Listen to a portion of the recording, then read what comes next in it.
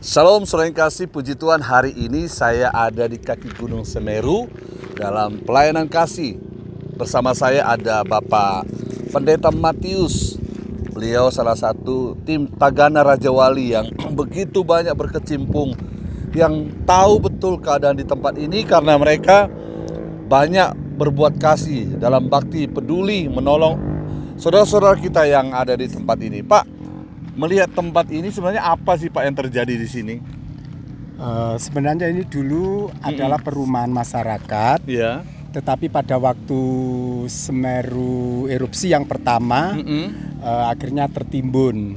Jadi disinilah banyak masyarakat yang meninggal dunia, yang tubuhnya terbakar karena pasir yang panas atau karena abu yang panas. Oh, mereka nggak sempat menghindar atau bagaimana Pak? Karena itu kejadiannya itu mendadak, jadi ndak sempat menghindar seperti itu. Jadi ini rumah-rumah ini saya lihat ya sampai tertimbun begini gimana Pak? Coba lihat tuh Pak, di Luhan. Tuh ada rumah-rumah yang begitu banyak. Gimana Pak kejadiannya ini Pak?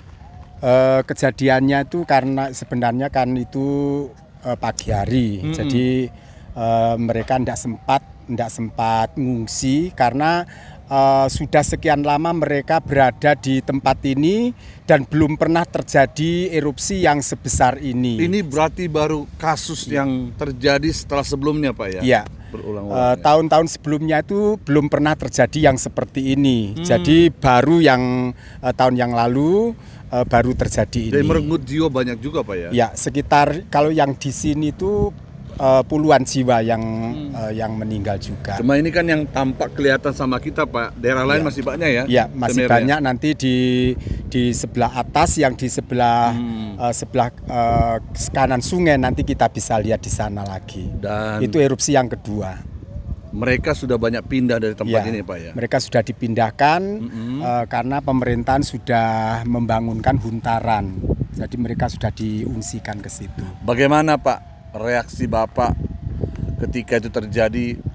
Kita kan sudah jadi berkat. Apa yang Bapak rasakan ketika kita bisa terjun di tengah-tengah mereka itu? Pada waktu kami bisa terjun ke tengah-tengah mereka bersama dengan rekan-rekan Tagana, kami sangat bangga karena kami bisa berbagi kasih dengan mereka, dengan apa yang bisa kami lakukan untuk mereka, sehingga mereka itu merasa bersyukur kalau kami datang. Karena mereka merasa tertolong. Jadi sekian lama seringkali kami juga membantu untuk membuatkan huntaran, untuk membuatkan huntap, maksudnya hunian untuk sementara ukuran 4x6.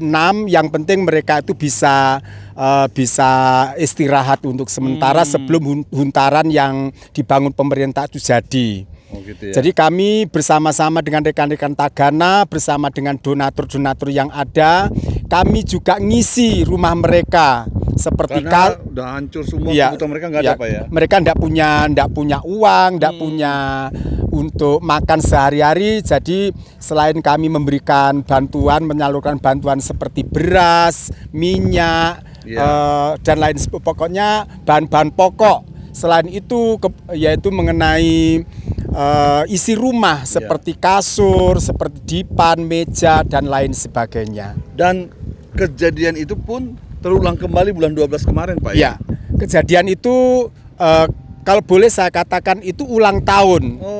Karena kejadian yang pertama itu tanggalnya sama, yaitu tanggal 10. Tanggal 10 juga Pak ya? 10 Desember, terus cuman harinya saja yang berbeda.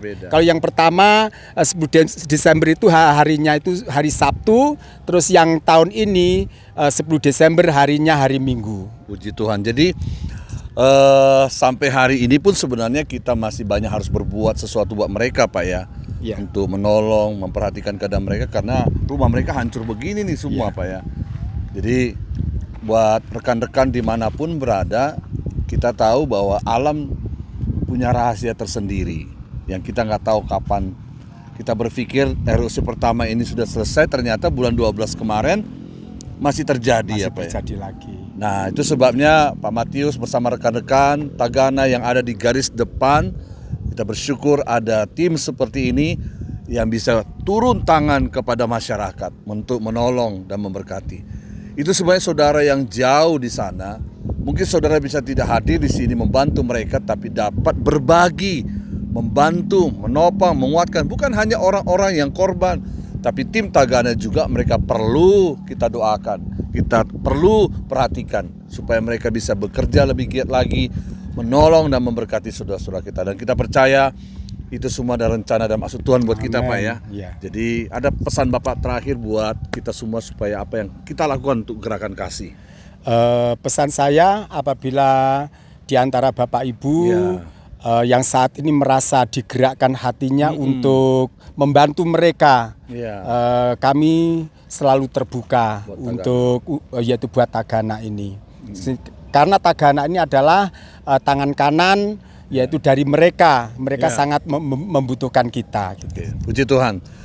Kiranya anugerahnya terus berlimpah bagi kita untuk terus bergerak dalam melakukan kegerakan Injil, juga melakukan kegerakan kabar baik dan membantu saudara-saudara kita yang membutuhkan. Dan salah satunya Tuhan memakai Tagana untuk memberkati mereka.